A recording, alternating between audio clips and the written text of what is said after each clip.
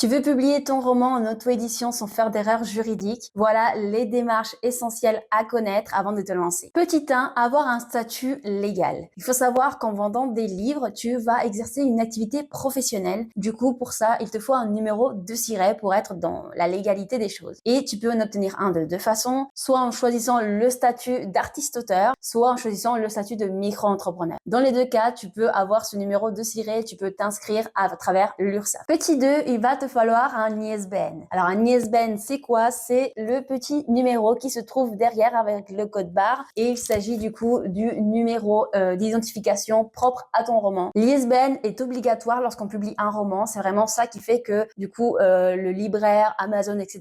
peut le référencer pour pouvoir le vendre et du coup on peut l'obtenir à travers l'AFNIL. La première demande est payante. Je crois que c'était une trentaine d'euros. Mais après, une fois que du coup que tu as fait la première demande, tu peux redemander autant d'ISBN que tu veux, c'est gratuit. Après, si tu passes par KDP, tu peux choisir de prendre l'ISBN que KDP t'offre, mais attention, avec cet ISBN là, tu ne pourras pas vendre le roman ailleurs. Par exemple, si tu prends des livres en exemplaire auteur que tu veux vendre en librairie, si tu as l'ISBN de KDP, ça ne sera pas possible. Donc moi, ce que je conseille, c'est, vu qu'on ne sait pas de quoi demain sera fait, c'est de passer par l'AFNIL et d'avoir ses propres ISBN. Petit 3, la déclaration à la BNF. Il faut savoir qu'en France, lorsqu'on publie un roman, on a l'obligation légale d'envoyer un exemplaire à la Bibliothèque nationale de France pour qu'ils le gardent dans leurs archives. Le dépôt légal est obligatoire pour tout le monde, même quand on fait de la publication en tirage à la demande, donc c'est-à-dire quand on est en auto-édition et qu'on passe par la KDP. Donc du coup, à ce moment-là, on doit juste commander un exemplaire auteur pour pouvoir l'envoyer à la BNF et donc l'envoi est gratuit, il y a une franchise postale,